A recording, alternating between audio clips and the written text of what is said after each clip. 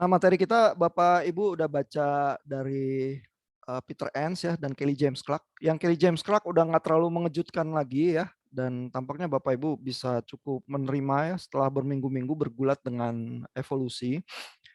Nah, tapi yang Peter Enns ini baru ya, karena bergulat dengan persoalan tafsir ya. Terus mungkin ada bagian-bagian yang cukup shocking ya. Dan saya baca ya dari texting Bapak Ibu ya, yang shocking misalnya adalah, loh iya, kalau cerita-cerita di Kejadian itu tentang penciptaan ada paralelnya di Ancient Near East begitu ya, berarti kan tidak unik ya, berarti tidak spesial begitu ya, kata yang Bapak Ibu pakai di texting itu ya. Lantas bagaimana? Padahal kita mengharapkan paling sedikit ya, atau bahkan menuntut kalau lebih keras berharapnya ya, bahwa wahyu Allah itu spesial. Begitu ya, kok ini jadi nggak spesial gitu ya, dan bahkan mirip-mirip lagi sama cerita Enuma Elis begitu ya. Lalu yang kedua yang jadi permasalahan adalah persoalan mitos itu ya, dan itu yang tampaknya menyebabkan banyak kesulitan buat Peter Enns sampai akhirnya dia keluar ya dari Westminster Theological Seminary gitu ya. Nah, untuk memulai malam ini ya, saya yakin Bapak Ibu punya banyak pendapat ya, tapi saya ingin menunjukkan satu lecture yang saya udah forward juga ya ke grup WA waktu itu. Ini dari Christine Hayes, ini ngajarnya di Yale ya. Dia itu fasih, baca Talmud, Rabbinic Tradition dan lain sebagainya, dan spesialisnya di PL. Dan di bagian ini di cuplikannya ini dia, tunggu saya periksa dulu soundnya udah saya share belum? Udah. Dia tuh membandingkan Enuma Elis dengan Kejadian ya. Kita dengar secuplik sedikit-sedikit ya apa yang dia katakan ya. And then it goes to Genesis 2, chapter 2, verse 4. Left side of the colon is chapter, right side of the colon is verse, and every sentence has a verse number in the Bible, okay, approximately sentence. If we look now, we'll see a different picture emerging. The biblical God in this story, which I hope you have read, is presented as being supreme and unlimited. That's connected with the lack of mythology in Genesis 1, or rather the suppression of mythology. Okay? Nah, ini menarik sekali ya di bagian yang ini ya. Christine Hayes itu bilang ya, bahwa waktu dia bandingkan dengan Enuma Elis ya, justru salah satu perbedaan yang selalu muncul ya adalah Allah yang digambarkan di Kejadian itu tuh berbeda ya, digambarkannya all powerful. Kalau yang Enuma Elis itu harus bertempur ya, Marduk lawan Tiamat ya, berjuang di dalam peperangan yang hidup mati, lalu Tiamatnya dibunuh. Dari dewa Tiamat itulah badannya yang dipotong itu terjadi alam semesta. Penciptaan itu seperti itu ya, sesuatu yang peperangan, hidup mati dan sangat berdarah ya peristiwanya. Ya, nah di dalam bagiannya ini Tuhan yang di Kejadian itu berbeda ya, dan tidak mengandung mitologi begitu ya. Jadi ini interesting nih ya, karena jadi yang dianggap mitologi ya oleh Christine Hayes ya adalah bahwa oh, Allah itu ada kisah background terjadinya, dari mana Allah itu muncul. Ya, sedangkan di Kejadian nggak ada. Ya, Allah itu langsung munculnya adalah sebagai pencipta tanpa asal muasal, begitu ya. Dan itu asal muasal Allah ya itu disebutnya mitologi. Jadi ada perbedaan antara mitos dan mitologi, dan justru yang dilakukan Kejadian ya adalah meniadakan atau mensupres mitologi yang muncul sebenarnya di dalam kisah Ancient Near East seperti Enuma Elis itu ya. Eh, nah itu dia mengutip juga satu scholars Yahudi namanya Kaufman ya, yang menyelidiki bagian itu dan bilang ya bahwa ini tuh sebenarnya ada lack of mythology begitu ya yang terjadi di Kejadian. Kita coba dengar lagi sedikit ya penjelasan dia lebih lanjut ya. There's a distinction between the two, and we'll have to talk about that and hope that you'll get into some of that in section as well. I'm using the term mythology now the way we used it in the last lecture when we were talking about Kaufman's work. Mythology is used to describe stories that deal with the birth, the life events of gods and demigods, sometimes legendary heroes, but narrating a sequence of events. The biblical creation account is non-mythological because there is no biography of God in here. God simply is. There's no theogony, no account of his birth. There's no story by means of which he emerges from some other realm. In the Mesopotamian account, the gods themselves are created, and they're not even created first. Actually, the first generation of beings creates these odd demons and monsters, and gods only are created after several generations. And the god of creation, Marduk, is actually kind of a latecomer in the picture. Nah, itu jadi penjelasan Christine Hayes ya soal mitologi itu ya. Mitologi itu adalah kisah biografinya Tuhan ya, asal muasal Tuhan. Dan Christine Hayes itu bilang ya, walaupun antara Enuma Elis dan Kejadian ada kemiripan, misalnya kata pertamanya ya, kalau diterjemahkan ke bahasa Indonesia, Kejadian itu kan pada mulanya begitu ya. Nah, sebenarnya yang lebih benar kata Christine Hayes ya, terjemahannya adalah seperti Enuma Elis itu ya, when on high. Enuma Elis itu artinya begitu ya, sehingga kalau Kejadian itu mau diterjemahkan yang lebih tepat katanya adalah ketika Allah mulai mencipta begitu ya. Nah, itu benar-benar mirip ya. Jadi kisah yang diyakini dan di biasa dipahami di Timur Dekat kuno seperti kisah Enuma Elis itu memang dikumandangkannya seperti itu sehingga orang tahu bahwa ini origin stories, tetapi di dalam praktek mengisahkannya bagian mitologi itu justru dihapus begitu ya. Jadi Christine Hayes tuh bilang mitos sama mitologi itu beda. Mitos itu adalah seperti yang eh, istilah teknis yang Peter Enns juga pakai ya. Itu adalah kisah yang menceritakan eh, asal muasal sesuatu, tetapi yang berusaha menjawab pertanyaan-pertanyaan yang ultimate untuk kehidupan ya. Dari mana kita berasal, apa maknanya kita hidup, kemana kita menuju masa depan kita, begitu ya. Nah itu definisi yang dipakai Peter Enns. Jadi Peter Enns tidak memakai mitos sebagai padanan kata yang sama dengan cerita bohong atau dongeng, enggak gitu. Ya, mitos itu cerita yang sangat berpengaruh, narasi yang mendrive seluruh makna kehidupan orang yang meyakini kisah itu begitu ya. Sedangkan mitologi ya adalah area di mana dengan teori Kaufman itu ya, Christian Hayes itu bilang misalnya kisah tentang biografi Tuhan ya. Bahkan Marduk kalau di Enuma Elis itu bukan dewa generasi pertama ya, jadi dewa di generasi-generasi berikutnya begitu ya kata Christian Hayes gitu ya. Nah, jadi di kalangan scholars ya, ada pembedaan-pembedaan itu yang sangat tipis gitu ya, yang tricky juga ya. Biasanya ini ya, kalau saya kasih lihat bagian tulisannya Peter Enns ya. Peter Enns tuh bilang ya, ini di halaman 50 ya, di bagian bukunya ini yang Bapak Ibu baca ya, Inspiration and Incarnation ya. Peter Enns bilang, if some consensus could be reached for an alternative term, it would seem profitable to abandon the word myth altogether. Kalau memang ada konsensus kata lain yang lebih baik, mungkin ya kita jangan pakai kata mitos ya, karena mitos terlalu bermuatan ya, dia mengakui itu ya. Since the term has such a long history of meanings attached to it ya, jadi sangat loaded kata itu ya.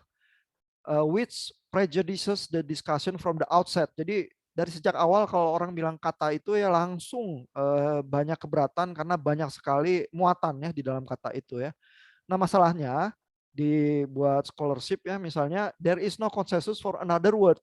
Ya, paling sedikit yang diklaim oleh Peter Enns seperti itu ya.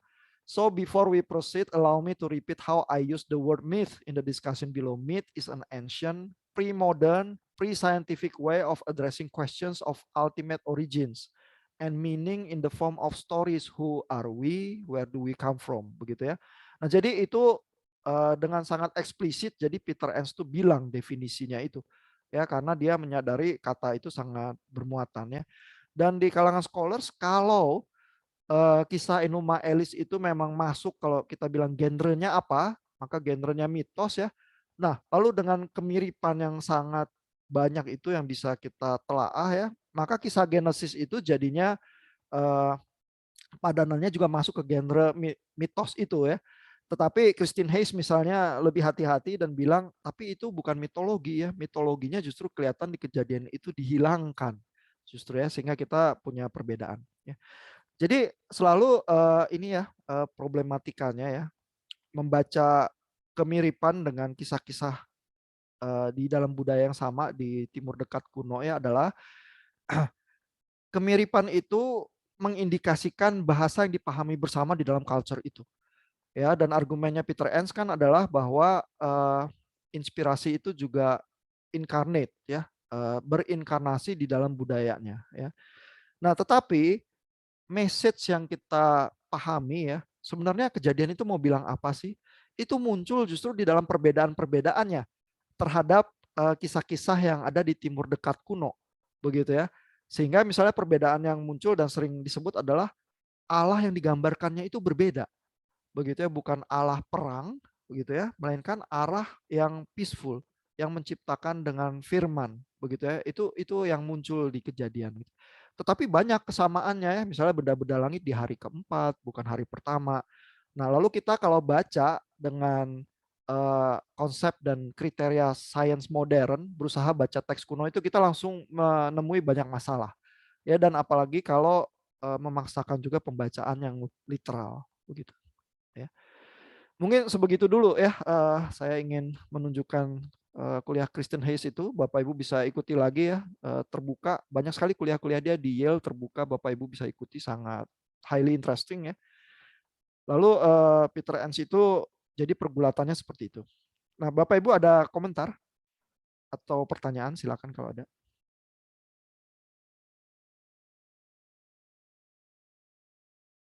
Bisa cukup diterima nggak Peter Enns atau menghasilkan banyak kesulitan? Buat Bapak Ibu gimana menurut pendapat Bapak Ibu?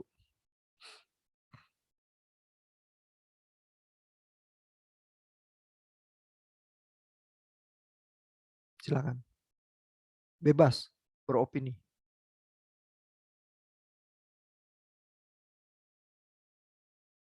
Pada kenyataannya dia keluar ya dari Westminster Theological Seminary.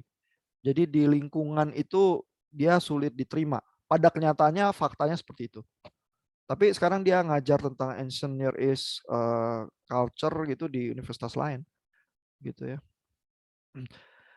Dan Peter Enns itu kalau Bapak Ibu lihat biografinya ya, dia jebolan Harvard ya. Jadi dia sangat fasih juga dengan apa telaah biblical criticism dan lain sebagainya. Tapi dia memilih mengajar di Westminster Theological Seminary karena dulu dia pernah kuliah di Wheaton juga. Jadi dia semacam seperti Alistair McGrath, hidup di dua dunia juga, tapi dunia teologi yang dianggap lebih liberal dan dunia teologi yang dianggap lebih evangelical begitu ya. Terus dia mencoba bertahan di Westminster, tapi bukunya menghasilkan kontroversi. Terus akhirnya dia terpaksa meninggalkan Westminster Theological Seminary. Dan ini menunjukkan juga ya, ya bisa dibilang kubu berpikirnya Peter Enns seperti apa ya, atau juga menunjukkan identitas yang berusaha dipertahankan oleh Westminster Theological Seminary ya, karena Westminster juga merasa bahwa oh kalau Peter Enns terus ada di sana mungkin nanti mahasiswanya bisa jadi tidak tertarik masuk Westminster karena pikiran-pikirannya dianggap terlalu berbahaya begitu ya. Kalau Bapak Ibu simpati terhadap Peter Enns begitu ya, maka berarti Westminster itu menghadirkan pikiran yang seperti apa begitu ya, menjadi lawannya kubu pemikir seperti Peter Enns begitu ya. Dan saya lihat di texting Bapak Ibu ada komentar-komentar yang cukup berani juga ya, bicara soal ineransi dan lain sebagainya ya. Nah itu bisa juga menghasilkan banyak pergulatan ya di kalangan-kalangan tertentu ya, yang bisa saja kita bicarakan lebih detail sih di pertemuan-pertemuan berikutnya. Nanti saya pasang juga link ke dokumen biblical inerrancy ya dari Chicago Statement, sehingga Bapak Ibu bisa lihat langsung dokumennya. Kalau mau lihat ada di G-Class juga, nanti saya pasang. Tapi sejauh ini bagaimana komentar kesan Bapak Ibu ya membaca Peter Enns, mendengarkan kuliah-kuliah? Silakan.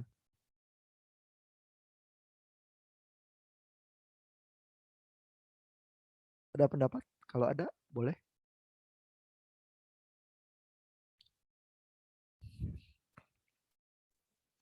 Sepertinya masih bisa diterima sih Pak kelihatannya. Oh, Peter Enns ya. Mm-mm. Kenapa bisa, Pak?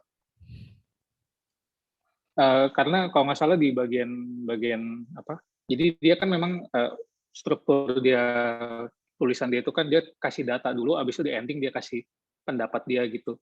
Nah di ending itu di pendapat dia sebutin kalau ya ini fakta-fakta ini nggak meniadakan kalau Alkitab itu bukan firman Tuhan gitu.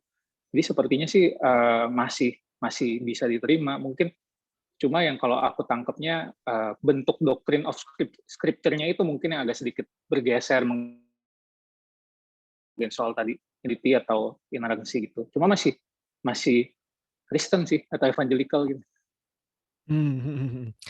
Ya, ya, ini interesting sekali ya.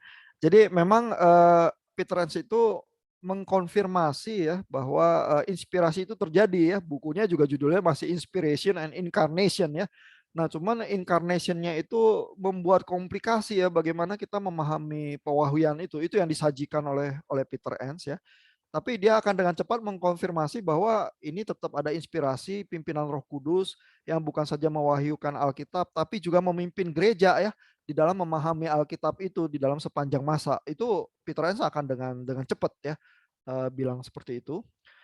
Nah, tapi bahwa memahami Alkitab itu bagaimana bersanding dengan dokumen-dokumen Timur Dekat kuno ya, menafsirnya apa harus literal ya, bagaimana kita memahami sejarah ya, bagaimana kita memahami kata itu mitos begitu ya, misalnya kalau misalnya kata itu sampai didiskusikan begitu ya. Nah itu yang bikin perdebatan itu jadi sulit, dan bahkan sidang-sidang komite yang di Westminster Theological Seminary itu, kalau Bapak Ibu baca dokumennya ya, kalau sampai penasaran, lihat aja di websitenya Westminster Theological Seminary ada ya. Itu juga complicated itu ya. Karena buat ahli-ahli PL ya, yang terbiasa dengan kitab-kitab PL ya, itu hal-hal yang dituliskan oleh Peter Enns itu tidak mengejutkan. Begitu ya, sehingga yang biblical scholars di Westminster juga tampaknya sih ya tahu ya, memang begitu ya baca kitab PL gitu ya. Nah, tapi buat yang mungkin bukan dari menekuni PL atau datangnya dari arah systematic theology gitu ya, ada bangunan-bangunan yang terasa terancam dan terganggu begitu ya dengan pembacaan biblical yang semacam itu ya. Tapi nanti Bapak Ibu akan berkenalan dengan Bart Ehrman ya, dia lebih mengganggu lagi daripada Peter Enns. Peter Enns itu ya menurut penilaian Pak Stephen itu masih bisa dibilang evangelical ya. Walaupun bisa aja ada yang tidak setuju dengan Pak Stephen. Silakan kalau ada komentar lain, Bapak Ibu. Tapi kalau menurut saya kalau begitu masuk ke yang masalah inkarnasi itu Alkitabnya jadi dianalogikan kayak Yesus Kristus itu jadinya kan kayak agak rancu ke karismatik gitu loh. Kayak percaya yang diungkapin apa gitu. Maksudnya bisa tergantung orang yang bacanya gitu kan. Kalau dari penafsirannya dia. Iya ya, ini tadi Bu Vika melempar kata karismatik gitu ya, itu terus berhubungan dengan tafsir Alkitab, tapi maksudnya tafsir Alkitab yang agak karismatik itu seperti apa, Bu? Maksudnya kayak diilhamin sama Roh Kudus gitu, lebih ke arah penggaliannya, lebih ke arah maksudnya tuh yang jadi bukan berdasarkan si katanya kan, soalnya kan di endingnya itu si Peter Enns tuh ngomong itu kan masalah penafsirannya itu bisa berubah maksudnya bisa kayak disesuaikan dengan zaman yang kita berada gitu kan. Takutnya kan jadi malah kalau orang yang mengambil itu kan jadi kayak maksudnya kalau melenceng itu kayak kesannya tuh dia diilhamin seperti itu gitu untuk membaca si teks itu. Oh, oke, saya ngerti. Jadi maksudnya adalah tuntunan Roh Kudus itu dipahaminya sebagai bahwa si pembaca bisa mengartikan teks itu sesuai dengan yang dia pikir, Diungkapkan ya, Tuhan. tidak menelusuri teks itu perlahan-lahan dan berusaha membaca dari teks itu sebenarnya maksudnya apa begitu ya. Iya. Oke. Ya, bahwa kalau Peter Enns ya dia melakukan itu tampaknya sih enggak ya, karena dia juga bukan muncul dari kalangan karismatik ya. Yang dia mungkin berusaha ajukan ya adalah Dan nanti tapi Bu Vika bisa berusaha tunjukkan ya bagian mana yang terkesan seperti itu ya dari teksnya Peter Enns ya. Kalau bisa ditemukan dengan mudah ya. Kalau enggak ya nanti minggu depan kalau teringat bisa kita coba bahas Kan ya. kalau yang Clark kan lebih ke arahnya kan kita harus menafsirkan apa namanya, menafsirkan Alkitab dan sains dengan hermeneutika yang berdasarkan prinsip-prinsip tertentu. Iya Maksudnya betul. kan di situ udah kelihatan gitu. Kalau yang si Clark masih ada apa namanya, prinsip seperti itu. Tapi kan kalau yang Enns, nah pas penentuan apa, pas ngejelasin masalah Alkitab dianalogikan seperti 100% maksudnya seperti dikotominya Yesus gitu loh, maksudnya 100% manusia, 100% Allah juga gitu. Oh Kayaknya di iya, iya. ending deh kalau nggak salah.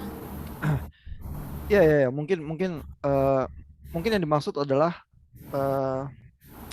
ya Peter Enns itu ya menyajikan semacam paham historiografi itu ya juga dengan satu angle yang khusus ya. Jadi Peter Enns itu di bagian-bagian ya agak belakang chapter itu akan bilang ya bahwa history itu juga tidak seperti yang kita pikir loh. Ya, history itu kalau di dalam pemikiran pemahaman yang klasik ya adalah semacam pokoknya cerita tentang fakta-fakta objektif ya.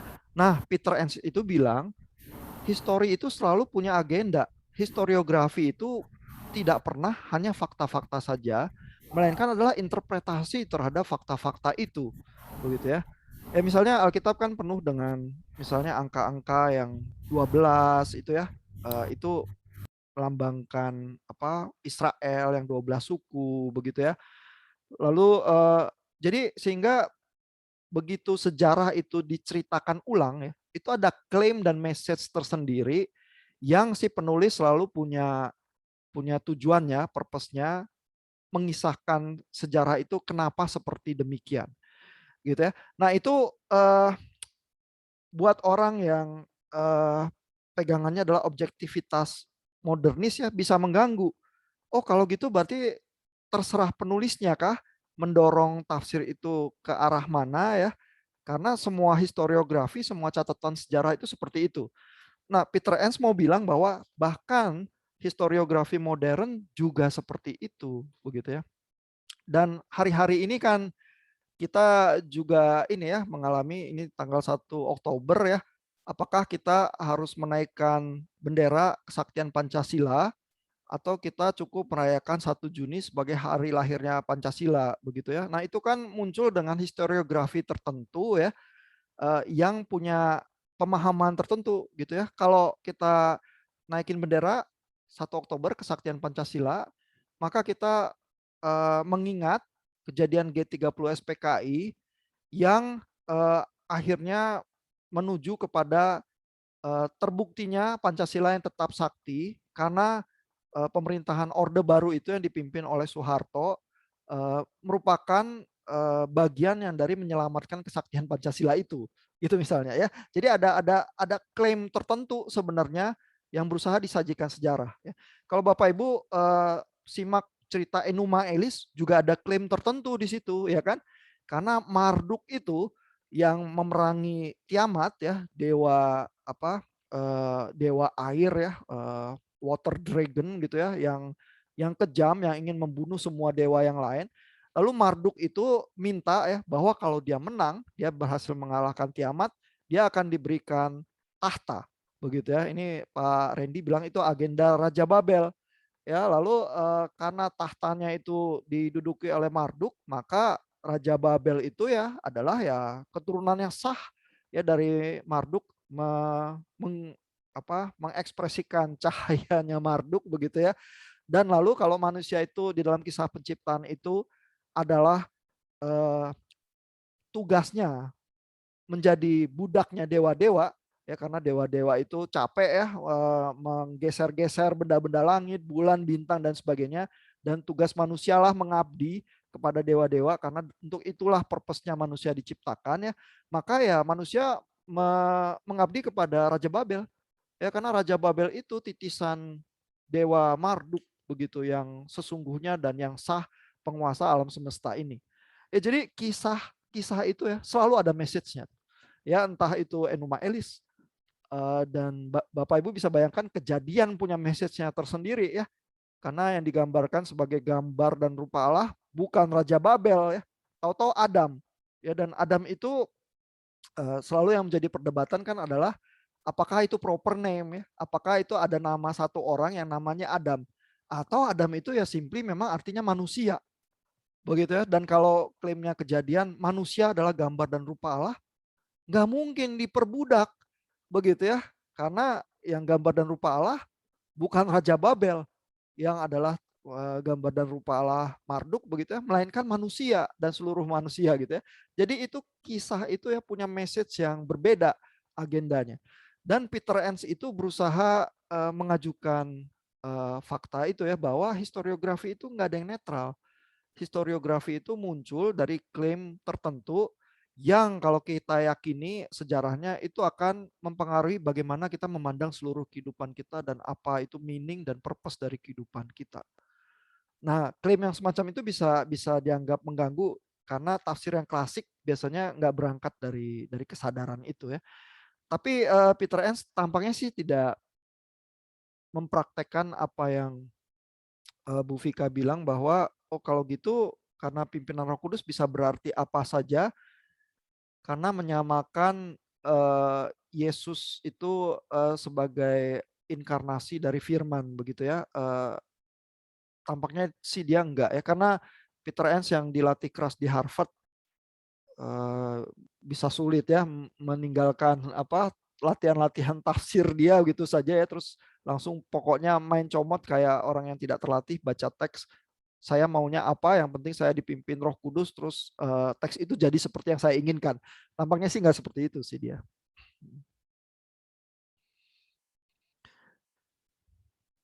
Iya, ini udah jam 8 lewat kita masuk injury time kita nih ya. Bapak Ibu ada komentar yang lain? Atau ada pertanyaan juga boleh kalau ada silakan.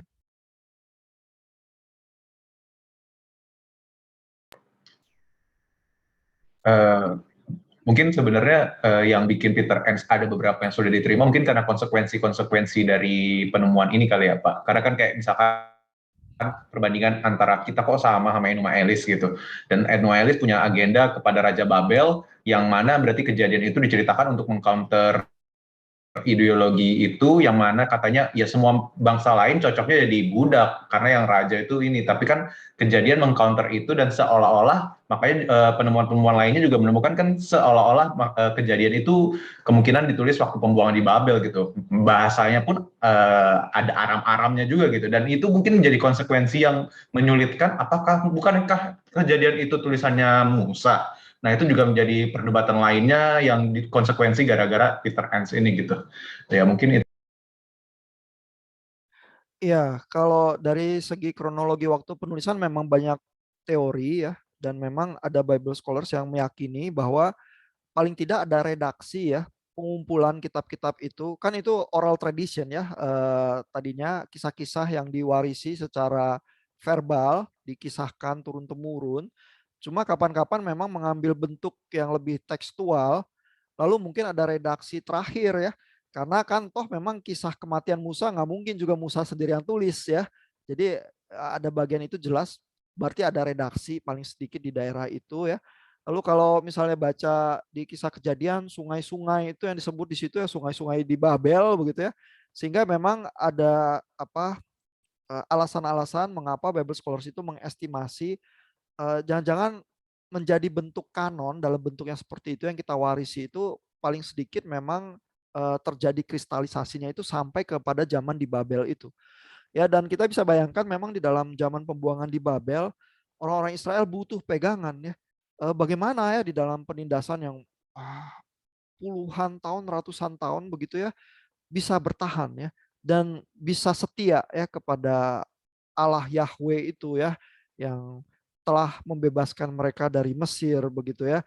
Sehingga ya memang teks itu berfungsi ya menjadi pegangan yang menjadi penentu arah iman Israel juga yang diwarisi juga turun-temurun ya. Sehingga alasan-alasan estimasi itu walaupun tidak ada bukti keras yang bisa pasti begini ya, itu semua hipotesis ya. Tapi ya ada alasan-alasannya. Tentu juga ada yang nggak setuju sih ya terhadap hipotesis yang semacam itu. Nah, ya cuman yang Pak Randy bilang yang mungkin jadi sulit diterima adalah, loh kok kalau kisah Alkitab itu fungsinya mirip ya sama kisah-kisah di Ancient Near East yang dengan agenda-agenda tertentu, apakah jadi level kisahnya itu jadi sama ya dengan kisah-kisah yang semacam itu ya. Nah, itu mungkin yang memang mengganggu juga ya kalangan evangelicals ya, yang mungkin merasa harusnya spesial, harusnya kisah Alkitab itu berbeda begitu ya dengan adanya penemuan-penemuan Dead Sea Scroll itu kita jadi harus membaca ulang begitu ya, dan Peter Enns menawarkan ya alternatif pembacaannya. Iya, bahwa ada kesulitan diterima pasti ya karena ada kasus Westminster itu juga sih. Ya. Nah, ya, thank you Pak Randy komentarnya. Ada pertanyaan terakhir? Ini waktu kita udah injury time, jadi harus kita segera akhiri. Ada komentar terakhir kalau ingin diutarakan? Kalau enggak, nanti mungkin kalau ada detail-detail lebih lanjut. Minggu depan bacaan Bapak Ibu tuh dari Francis Collins ya. Dia mirip seperti Alistair McGrath. Dia scientist juga, tadinya ateis, terus convert jadi Kristen. Tapi dia tuh nggak mendalami teologi dan filsafat seperti McGrath ya. Jadi kalau McGrath itu bisa argue di level theological dan filsafat, Francis Collins ini lebih murni ilmuwan. Ya, tapi dia meyakini Alkitab juga dan iman Kristiani ya, sehingga Bapak Ibu juga mungkin bisa mengambil manfaat dari seorang saintis yang tidak fasih bicara teologi sangat mendetail ya, tapi berusaha menyajikan pergulatan itu ya, terutama juga tentang evolusi ya di chapter-chapter bukunya yang saya pilihkan untuk Bapak Ibu baca ya. Nah, buat evolusi mungkin more or less keresahan Bapak Ibu sudah terobati. Untuk persoalan-persoalan LGBT dan pergumulan modern mungkin masih belum, mungkin butuh kuliah-kuliah yang lain ya. Jadi bacaan minggu depan mungkin agak santai buat Bapak Ibu, nggak terlalu menawarkan banyak pergumulan baru. Jadi kalau kita ketemu lagi minggu depan, kita bisa baca kalau ada komplikasi-komplikasi di Peter Enns yang masih tersisa. Oke.